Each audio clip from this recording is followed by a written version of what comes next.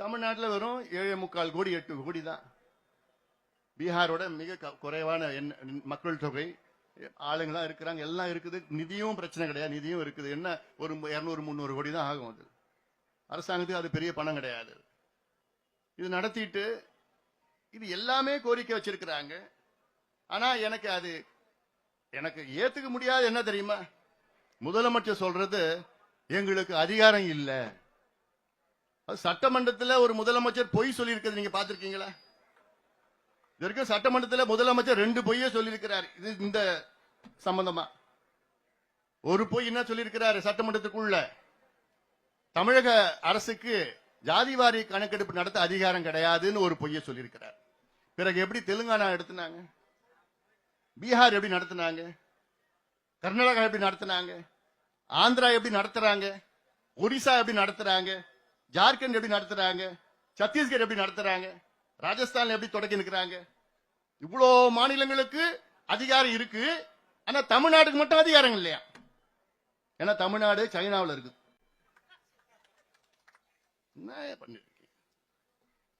ரெண்டாவது போய் என்ன சொல்றாரு தெரியுமா? சமீபத்தில் நடந்த கூட்டத்தொடரில் போய் ஒன்னு சொல்றார். என்னன்னு, பீகார்ல ஜாதிவாரி கணக்கெடுப்பு நடத்தி அதை பீகாருடைய உயர்நீதிமன்றம் தடை செய்திருக்கிறது என்று ஒரு பொய்ய முதலமைச்சர் சட்டமன்றத்திற்குள் சொல்லியிருக்கின்றார். எவ்வளவு ஒரு மோசம் அது! இந்தியாவில் எந்த மாநிலத்திலும் எந்த நீதிமன்றமும் ஜாதிவாரி கணக்கெடுப்பை தடை செய்யல, பீகார் உட்பட. பீகார் உயர்நீதிமன்றம் பீகாரில் எடுத்த ஜாதிவாரி கணக்கெடுப்பை தடை செய்யல. ஜாதிவாரி கணக்கெடுப்பை வைத்து அங்கே இடஒதுக்கீடை உயர்த்திருக்கின்றார்கள். அதை தடை செய்திருக்கிறது, ஸ்டே கொடுத்திருக்கிறது. என்னன்னா அவங்களுடைய கணக்கு என்னன்னா, அதை சரியான முறையிலே நீங்கள் நியாயப்படுத்தலன்னா, வேற எதுவும் கிடையாது. ஆனால் ஜாதிவாரி கணக்கெடுப்பை தடை செய்யல. பீகார்ல ஜாதிவாரி கணக்கெடுப்பு நடத்தி அதில் நல திட்டங்கள் வழங்கியிருக்கின்றார் முதலமைச்சர் நிதிஷ்குமார் அவர்கள். அந்த திட்டத்தை யாரும் அங்கே நீதிமன்றம் தடை செய்யல. எவ்வளவோ திட்டங்கள் கொடுத்திருக்கிறாங்க, சோசியல் வெல்ஃபேர் ஸ்கீம்ஸ் கொடுத்திருக்கிறாங்க, எதையுமே தடை பண்ணல. உயர் நீதிமன்றமும் சரி, டெல்லியில் இருக்கிற உச்ச நீதிமன்றமும் தடை பண்ணல. தடை பண்ண முடியாது. ஏன்னா சட்டம் இருக்கு, சட்டம் இருக்கிறது. அந்த சட்டத்தின் கீழ் தான் சர்வே பண்றோம், சர்வே செய்யறோம், சர்வே பண்ணுங்க சொல்றோம். முதலமைச்சருக்கு தெரியுது சென்சஸ்னா என்ன, முதலமைச்சருக்கு நல்லா தெரியுது, சர்வேனா ரெண்டுமே தெரியுது. ஆனா இவர் நம்ம கிட்ட போய் சொல்லிக்கிட்டு எங்களுக்கு அதிகாரம் இல்ல, அதிகாரம் இல்ல, அதிகாரம் இல்லைன்னு சொல்லிட்டு பொய் சொல்லிட்டு இருக்கிற முதலமைச்சர் ஸ்டாலின் அவர்களே, பொய் சொல்வதை நிறுத்திக் கொள்ளுங்கள். உங்களுக்கு எல்லா அதிகாரமும் இருக்கிறது. உங்கள் தந்தை கூட இப்படி சொன்னது கிடையாது. ஐயா அவர்கள் கலைஞரை 10 முறை பார்த்திருக்கிறார். கலைஞர் அவர்கள் நான் செய்யறேன் தான் சொன்னார் தவிர எங்களுக்கு அதிகாரம் இல்லைன்னு நான் சொல்லல. ஜெயலலிதா அம்மையாரும் சரி எங்களுக்கு அதிகாரம் இல்லைன்னு நான் சொல்லல. எடப்பாடி பழனிசாமி அவர்களும் சரி எங்களுக்கு அதிகாரம் இல்லைன்னு நான் சொல்லல. எம்ஜிஆர் அவர்களை சந்தித்த போது எங்களுக்கு அதிகாரம் இல்லைன்னு நான் சொல்லல. நாங்க செய்கிறோம் தான் சொன்னாங்க தவிர எங்களுக்கு அதிகாரம் இல்லைன்னு எந்த முதலமைச்சரும் சொல்லல. ஆனால் இப்ப இருக்கின்ற ஸ்டாலின் அவர்கள் வேண்டுமென்று எங்களுக்கு அதிகாரம் இல்லை என்று ஒரு பொய் மீண்டும் மீண்டும் தொடர்ந்து சொல்லிக் கொண்டிருக்கின்ற ஒரு முதலமைச்சரை எங்கேயாவது நீங்க பார்த்திருக்கிறீங்களா? இப்படி ஒரு முதலமைச்சரை. ஏன்னா அவருக்கு செய்யக்கூடாதுன்னு அவருக்கு எண்ணம். ஏன்னா அவர் சுத்தி 4-5 பேர் இருக்கிறாங்க. சுத்தி 4-5 பேர், அவங்க என்ன பொறுத்த இருக்கும், அவங்க 4-5 பேர் வியாபாரிகள்.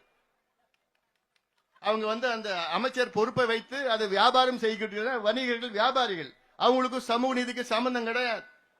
அவங்க தான் முதலமைச்சரை பார்த்து, ஐயோ நீங்க கணக்கெடுப்பு நடத்தினீங்கன்னா அப்புறம் இந்த ஜாதி இத்தனை சீட்டு கேட்பான், இந்த ஜாதி இத்தனை எம்பி கேட்பான், இந்த ஜாதி இத்தனை மாவட்ட செயலர் கேட்பாங்கன்னு ஒரு தவறான ஒரு கருத்தை அவங்க அவர்கிட்ட சொல்லி விட்டுறாங்க. அப்படிதான் நான் நினைச்சிட்டு இருக்கேன்.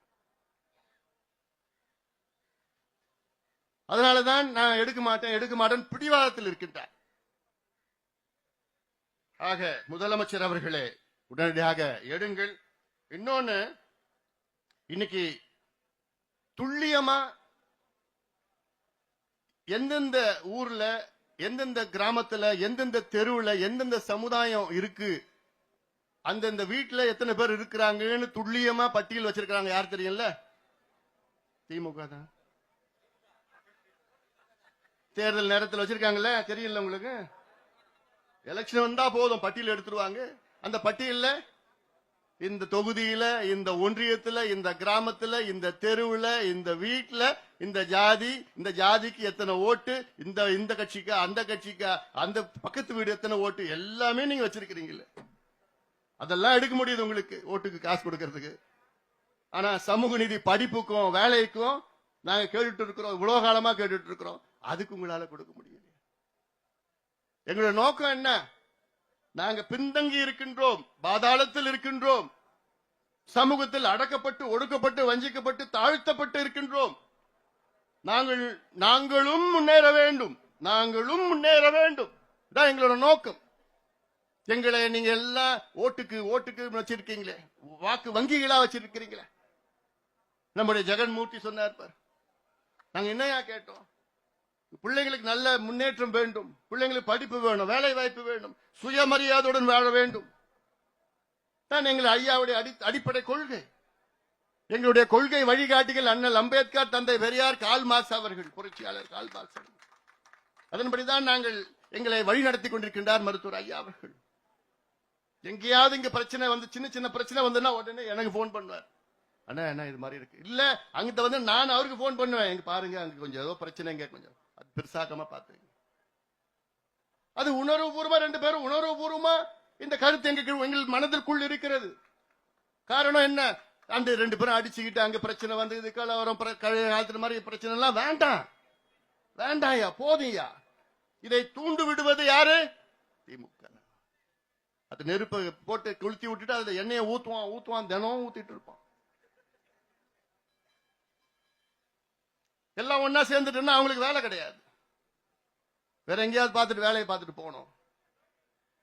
அதனால்தான் இவ்வளவு சூழ்ச்சிகள், இவ்வளவு பிரச்சனைகள். சின்ன பிரச்சனை உடனே பெருசாக்கி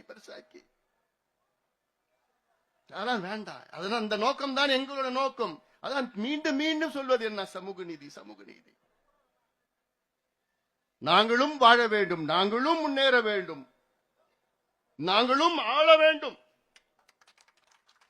நாங்களும் என்றால் என்ன? அத்தனை பேரும் தமிழ் சமுதாயம் ஆள வேண்டும். பாதாளத்தில் இருக்கின்றோம், பெரிய எண்ணிக்கையில் இருக்கின்றோம். ஆனால் எந்த முன்னேற்றமும் எங்களுக்கு இல்லை. அதுக்காகத்தான் இங்கே நாங்கள் வந்திருக்கின்றோம், கூடியிருக்கின்றோம். இதையாவது செய்ய வேண்டும். 69 விழுக்காட்டு இடஒதுக்கீட்டை பாதுகாக்க வேண்டும். தமிழ்நாட்டில் 100 விழுக்காடு இடஒதுக்கீடு.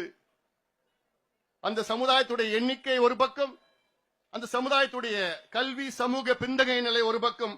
இதை வைத்து அனைவருக்கும் சமூக நீதி வழங்க வேண்டும், அனைவருக்கும் இடஒதுக்கீடு வழங்க வேண்டும் என்ற நோக்கத்திலேதான் இந்த சமூக நீதி கூட்டமைப்பை மருத்துவர் ஐயா அவர்கள் உருவாக்கி இருக்கின்றார்கள். ஐயாவுடைய கனவு தமிழ் சமுதாயம் தமிழ்நாட்டில் முன்னேற வேண்டும், தமிழ் சமுதாயம் தமிழ்நாட்டில் ஆள வேண்டும். அப்படி ஆண்டால்தான் உண்மையான சமூக நீதி. ஏன்னா எங்களுக்குள்ள மனசுக்குள்ள ரத்தத்துக்குள்ள ஊறி இருக்கு சமூக நீதி. சும்மா வெறும் நாக்களை மட்டும்தான் நாங்க பேசல, மத்த திமுக போன்று வெறும் நாக்களை பேசவில்லை. எங்களுக்கு ரத்தத்துல ஊறி இருக்கு சமூக நீதி. எல்லாருக்கும் சமம், சமமான நீதி, எல்லாருக்கும் முன்னேற்றம் வேண்டும் என்ற நோக்கத்திலேதான் இந்த கூட்டமைப்பை உருவாக்கி இது ஒரு அடையாள ஆர்ப்பாட்டத்தை இங்கு நடத்தி கொண்டிருக்கின்றோம். இந்த அடையாள ஆர்ப்பாட்டத்திற்கு இங்கே வருகை தந்திருக்கின்ற என்னுடைய அத்துணை தமிழ் சமுதாய தலைவர்கள், என்னுடைய அத்துணை பேரும் என்னோட நண்பர்கள் தான். இங்கே வருகை தந்திருக்க அத்தனை பேருக்கும் என்னுடைய நன்றி கலந்த வாழ்த்துக்கள், பாராட்டுகளை நான் தெரிவித்துக் கொள்கின்றேன். ஏன்னா இது அரசியலுக்காக நாங்க செய்யல. ஏன்னா சில பேர் இது ஓஹோ இது வருமா கூட்டணி அப்படி இப்படியான எங்களுக்கு ஒருமித்த கருத்து இந்த சமூக நீதி. பிற்காலத்தில் எப்படி வருவோம்னு அது தெரியாது.